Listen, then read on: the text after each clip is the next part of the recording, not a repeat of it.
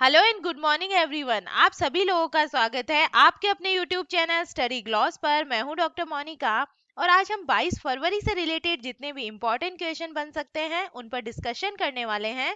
और क्वेश्चन से रिलेटेड जितने भी इंपॉर्टेंट फैक्ट होते हैं वो भी मैं आपको बताती हूँ। और ये हमारा टेलीग्राम चैनल है, यहाँ पर आपको क्विज अवेलेबल हो जाएगी और इस लेक्चर की पीडीएफ भी आपको यहाँ मिल जाएगी। और क्वेश्चन से रिलेटेड कोई भी आपके डाउट्स है तो आप मुझे कॉमेंट सेक्शन में जाकर पूछ सकते हैं। और ये आपके लिए आज का मोटिवेशनल कोट है।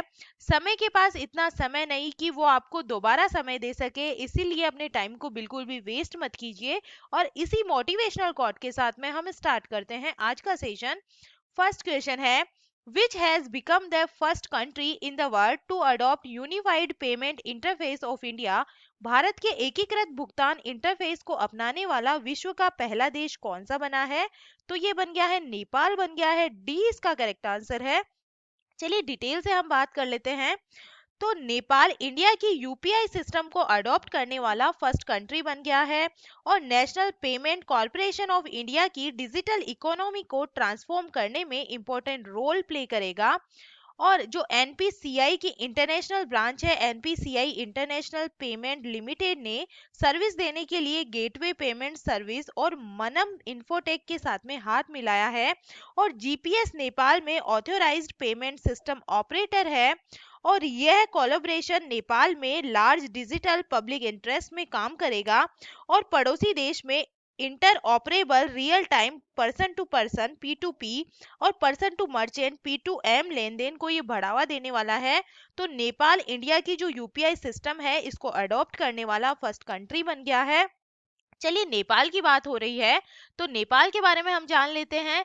Nepal is a neighbouring country of India and is located in the continent of Asia और इसकी कैपिटल काठमांडू है। और यहाँ पे करेंसी क्या चलती है? तो जो नेपाली रुपया है यहाँ पे चलता है और जो यहाँ के प्रेसिडेंट है यह है विद्या देवी भंडारी और प्राइम मिनिस्टर है शेर बहादुर देउब, यहाँ के प्राइम मिनिस्टर है। Nepal touches 5 state of India, यह है उत्तराखंड, उत्तर प्रदेश, बिहार, वेस्ट बंगाल एंड सिक्किम जो है ये नेपाल की सीमा को छूते हैं। कर्णाली रिवर है जिसको घाघरा रिवर भी बोलते हैं, वो लॉन्गेस्ट रिवर है नेपाल की। Which state of India forms the longest border with Nepal? तो उत्तर प्रदेश सबसे लंबा जो बॉर्डर है ये लगती है। Where was Mahatma Buddha born? तो ये हुआ था लुम्बिनी, नेपाल के अंदर इनका जन्म हुआ था। Where is the headquarter of SAARC? जो सार्क का हेडक्वार्टर है ये काठमांडू नेपाल के अंदर है। Name of the parliament of Nepal? तो जो नेपाल की पार्लियामेंट है इसको बोलते हैं नेशनल पंचायत, जो राष्ट्रीय पंचायत के नाम से इसे जानते हैं।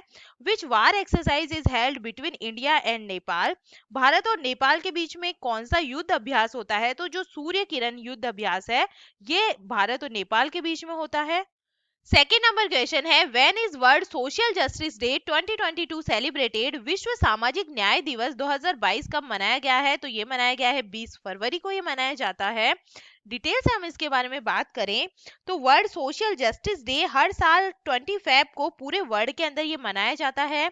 और इंटरनेशनल लेबर ऑर्गेनाइजेशन सर्वसम्मति से 10 जून 2008 को फेयर ग्लोबलाइजेशन के लिए सोशल जस्टिस पर आईएलओ घोषणा को अपनाया था। और जो सोशल जस्टिस राष्ट्रों के अंदर और उनके बीच पीसफुल और प्रॉस्पेरियस को एग्जिस्टेंस के लिए अंडरलाइंग प्रिंसिपल है। और जो इस बार वर्ल्ड सोशल जस्टिस डे की थीम है ये क्या रखी गई है? Achieving social justice through formal employment इस बार की थीम रखी गई है।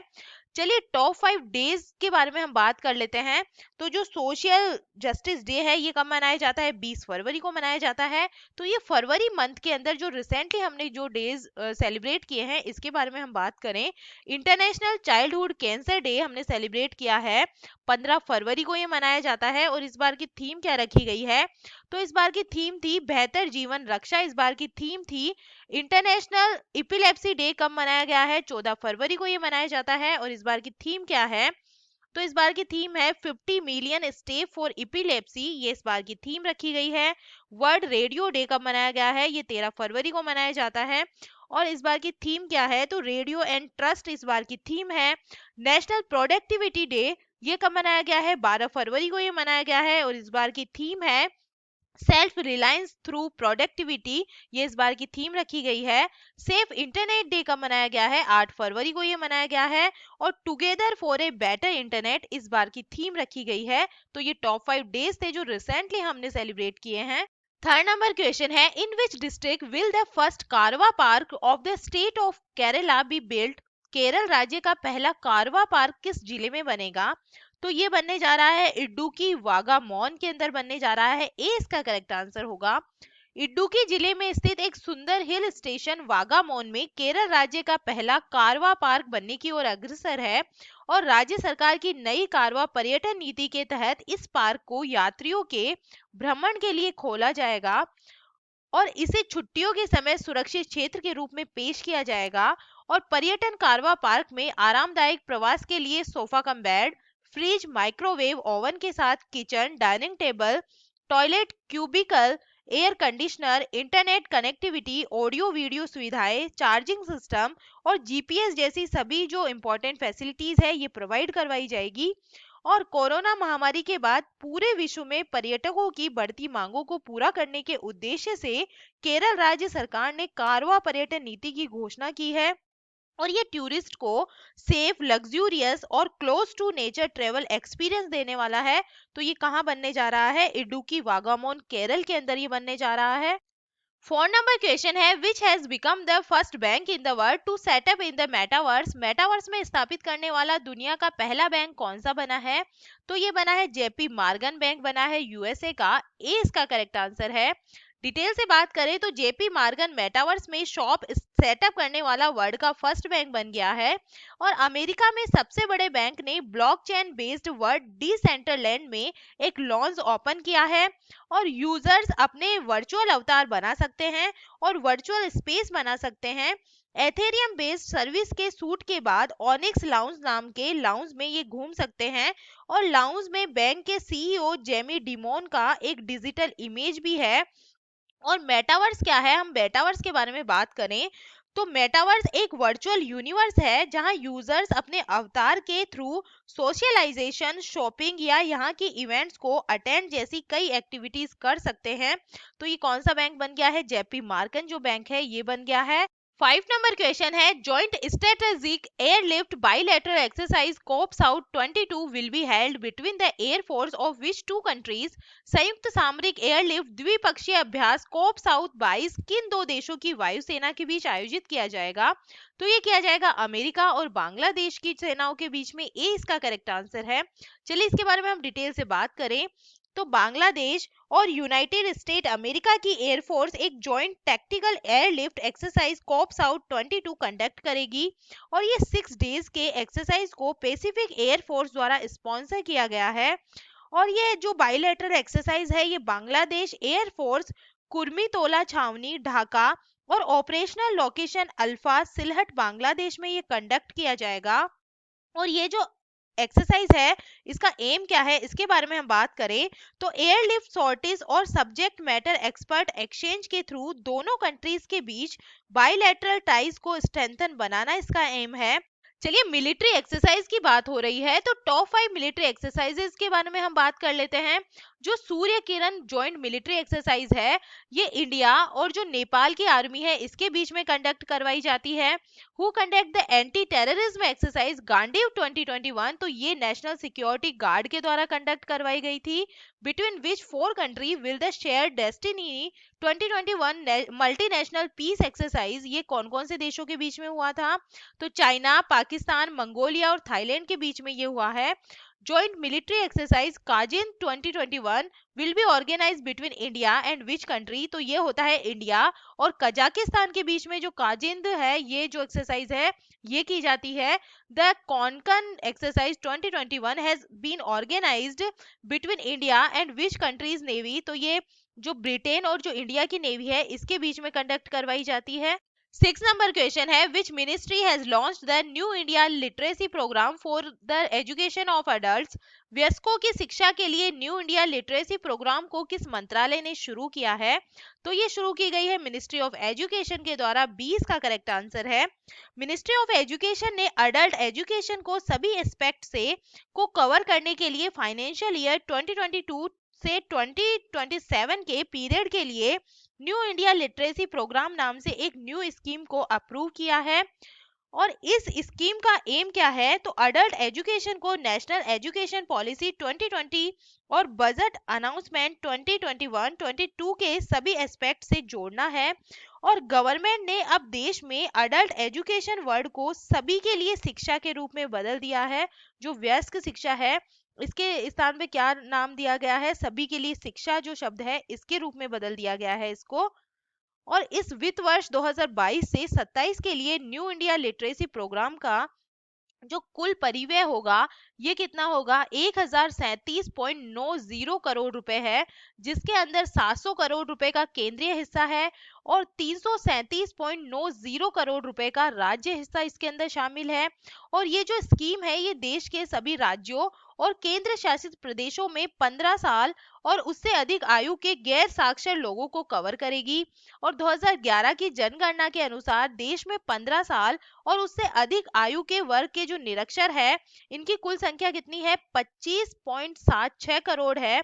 मतलब पुरुष कितने हैं इसमें, 9.08 करोड़ है और इसके अंदर महिला ज्यादा है, 16.68 करोड़ इसके अंदर महिलाएं हैं।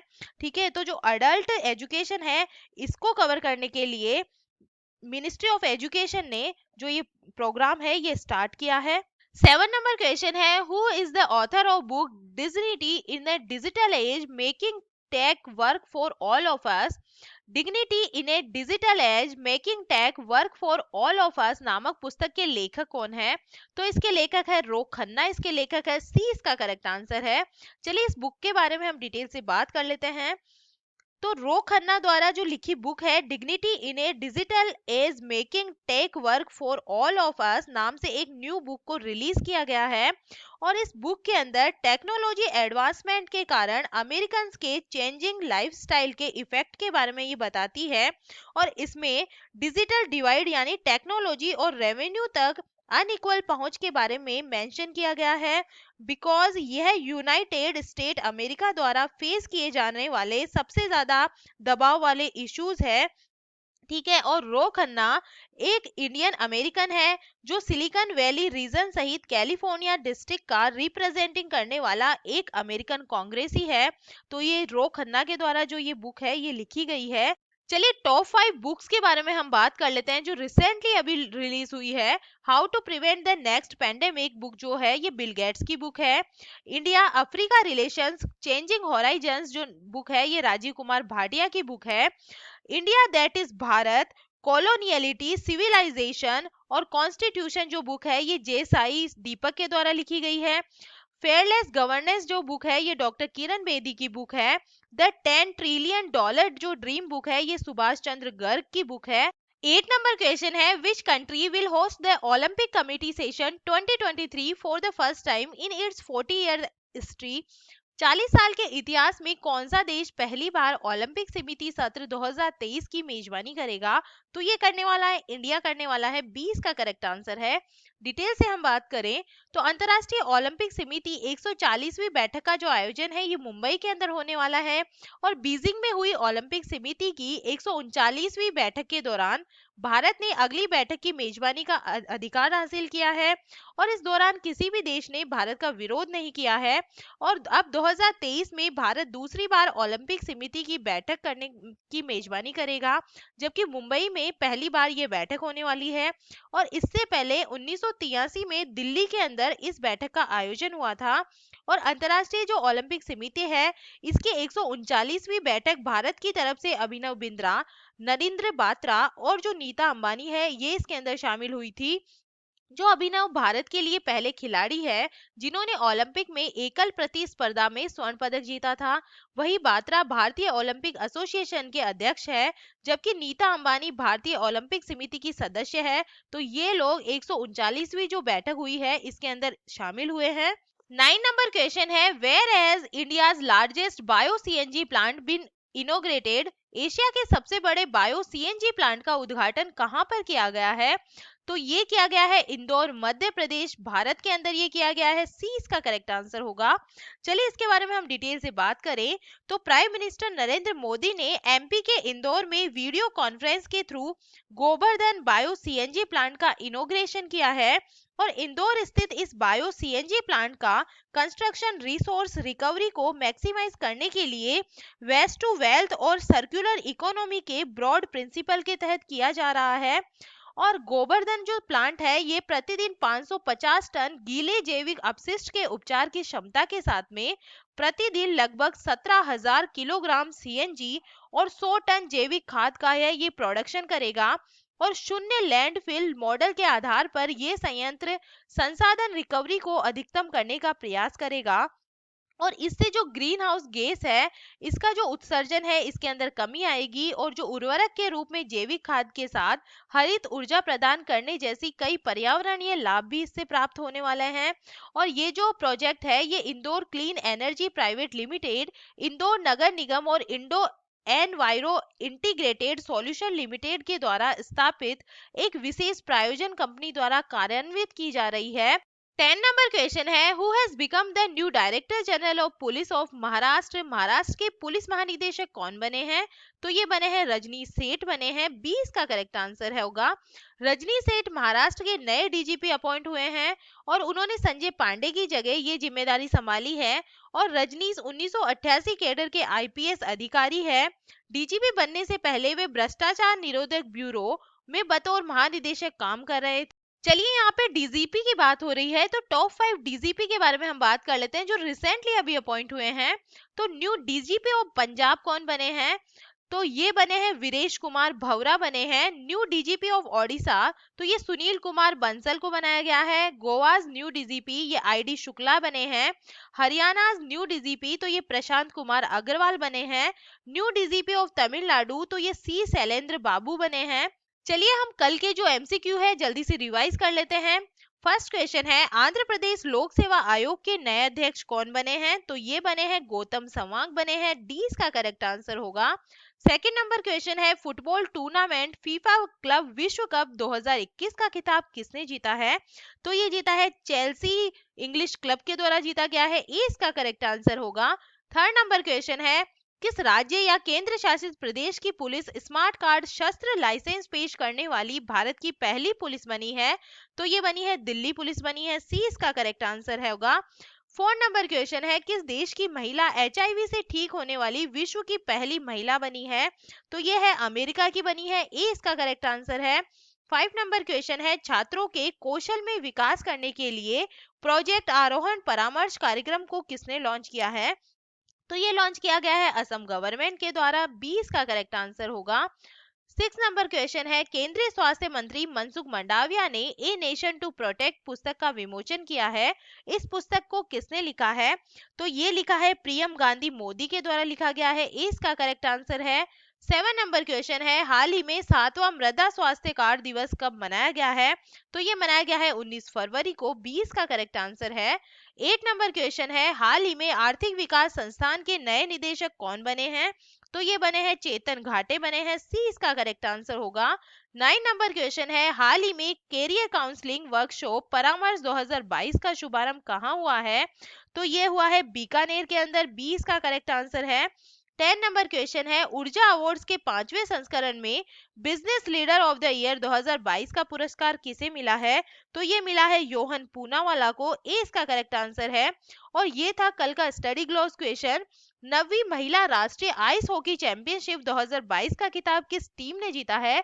तो ये जीता है लद्दाख टीम के द्वारा जीता गया है। सी इसका करेक्ट आंसर है। और ये है आज का आपके लिए स्टडी ग्लॉस क्वेश्चन, राष्ट्रीय पर्यटन दिवस 2022 कब मनाया गया है? तो इसका आंसर आप मुझे कमेंट सेक्शन में दीजिएगा। ये हमारा टेलीग्राम चैनल है। क्वेश्चन से रिलेटेड कोई भी आपके डाउट्स है तो आप मुझे कमेंट सेक्शन में पूछ सकते हैं। आपको आज की क्विज टेलीग्राम पर मिल जाएगी, अवेलेबल हो जाएगी और पीडीएफ भी आपको यहाँ मिल जाएगी। अगर आपको सेशन पसंद आ रहा है तो आप इसे लाइक कीजिए, अपने दोस्तों के साथ में इसे शेयर कीजिएगा। तो चलिए मिलते हैं हम एक नए सेशन के अंदर।